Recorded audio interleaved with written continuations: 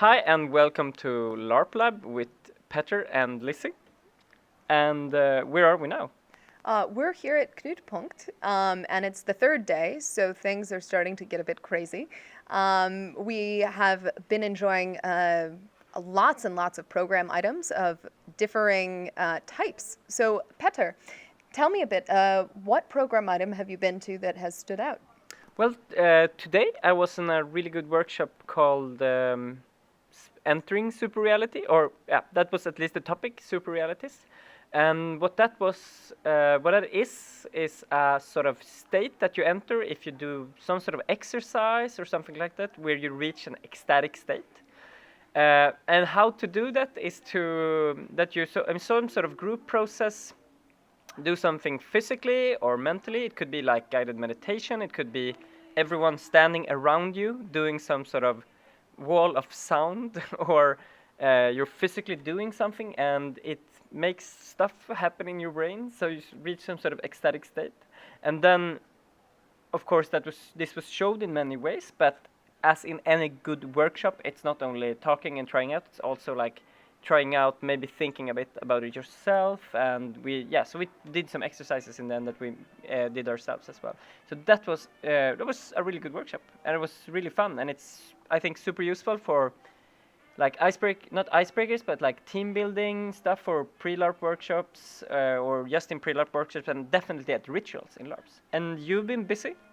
I've been busy. This morning, I moderated a panel on cultural appropriation, and cultural appropriation isn't necessarily a bad thing in itself.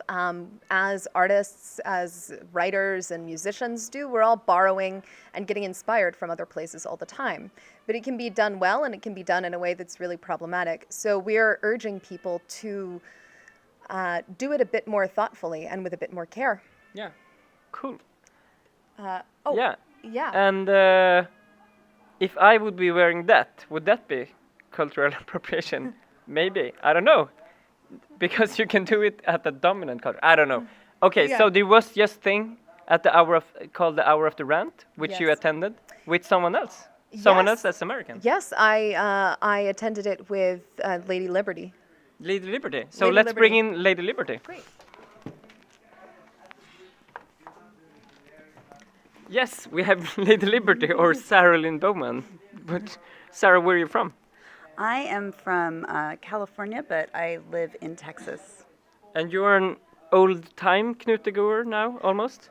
This is my fourth time at Knutpunkt, and I did offer to be a newbie helper this year to kind of help people out who might be a little bit scared. In the buddy system thing? Yes. Yeah. Yeah. Awesome. Okay, cool. And tell us, did any of the program items you attended stand out to you? It's really hard to choose between them because there are so many fascinating things that happen. But I think the concept that blew my mind the most was the one by Montala, Stenros, and Seta.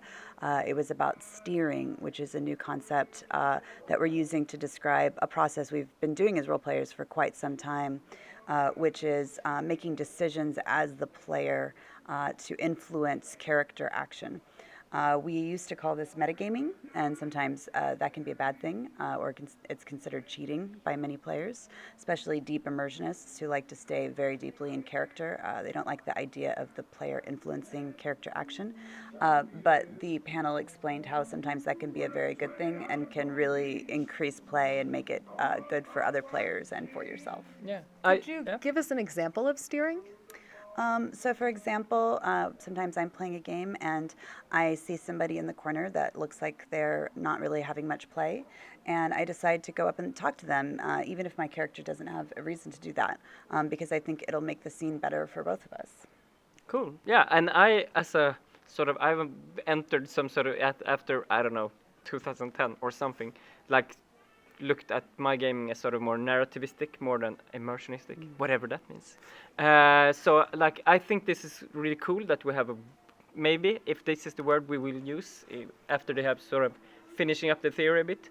But I often look at myself like from, if I could see myself for like a third person view or something, and think like, okay, what's good, what would be useful for my character to do right now, and I Like I do that all the time, and I don't feel like it's cheating, but I have felt that when I was only doing like games lots of years ago. Cool. So yeah, what's happens else now at the last? This is the last evening. It is the last evening. Hopefully, we won't sleep too much, so it can go on and on.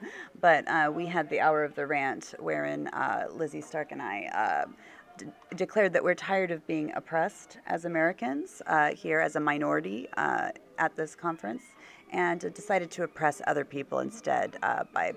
You did that beautifully, I think. Great. Okay, Sarah, please go on and oppress more people. Excellent. Yeah. Excellent. Thank you. Okay.